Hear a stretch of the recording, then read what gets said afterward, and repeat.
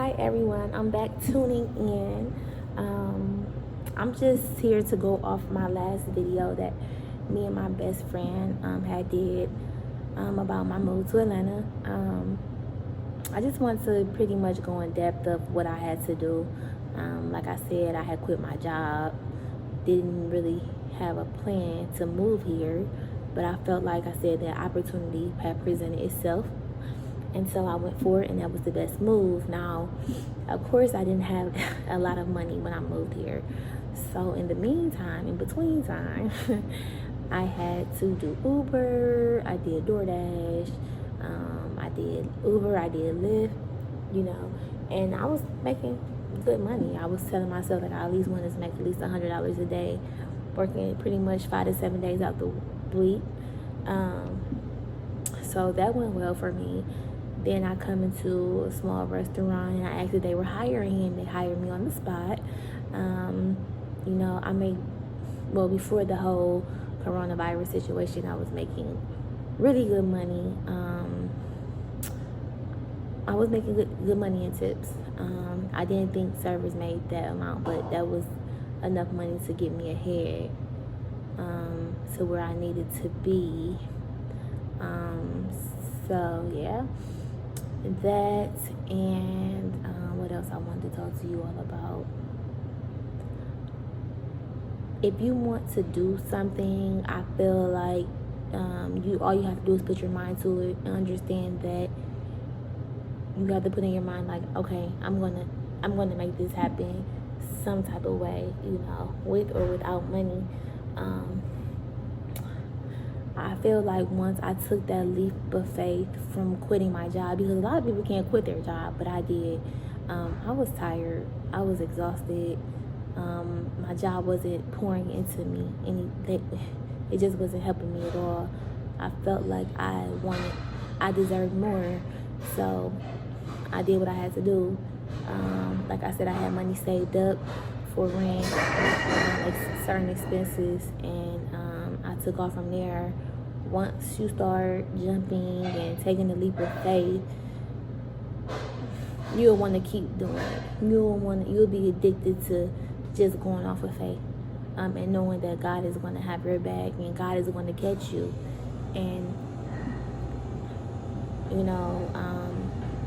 even when I didn't have all the money, I just always was in good spirits. I felt great. I felt like a new person. I knew what I lacked in, and I knew that I had to become a better individual. I wanted to be able to communicate better.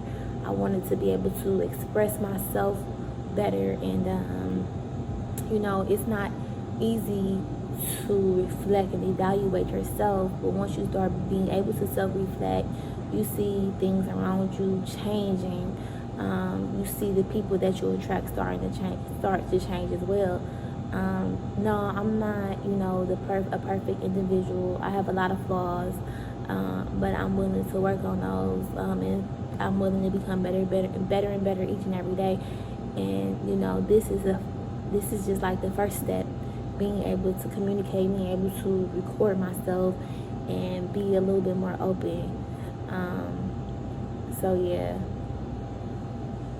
I just felt like sharing that. I feel like that was on my mind, and I wanted to get that off my chest and let you guys know that if you want to do anything, go ahead and do it.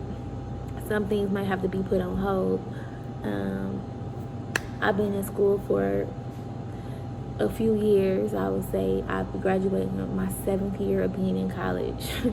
I've taken breaks.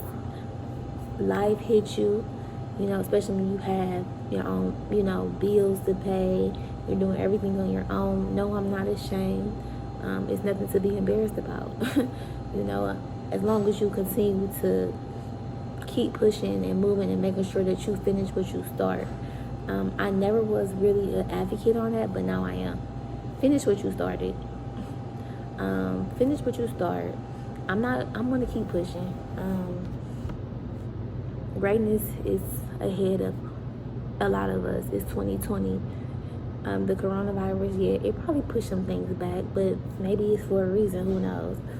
We just have to keep pushing and moving forward. And just continue to know that God is going to always be on your side, and we're going to figure it out. And it's not no rush. It's not a rush. You know, I'm not saying that we have all the time in the world, but I'm not going to allow nobody to rush me.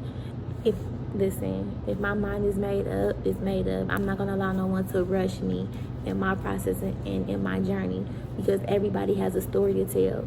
And it's up to you to allow people to hear your story. I've always said I wanted to be a motivational speaker and encourage people, but I still have a lot of things that I need to learn about myself before I can do that. But God has always been on my side. God has always been my number one supporter. People get to a certain point and they lose the very most important thing that got them where they are, and that is God. You know, praying is very vital in my life. That plays a very important role. And you know, sometimes I do like go a few weeks without praying, but I always go back, and I always, you know, remind myself and remind God of how thankful I am. I praise Him in the car, in the shower, sometimes when I'm in my bed. If I'm scrolling through Instagram, sometimes I praise Him, because this person right here has grown. And it's levels to it. It's levels to everything. You have to go through shit to get to where you want to be. This has not happened. This shit don't happen. It don't happen overnight. But I'm happy that I'm here.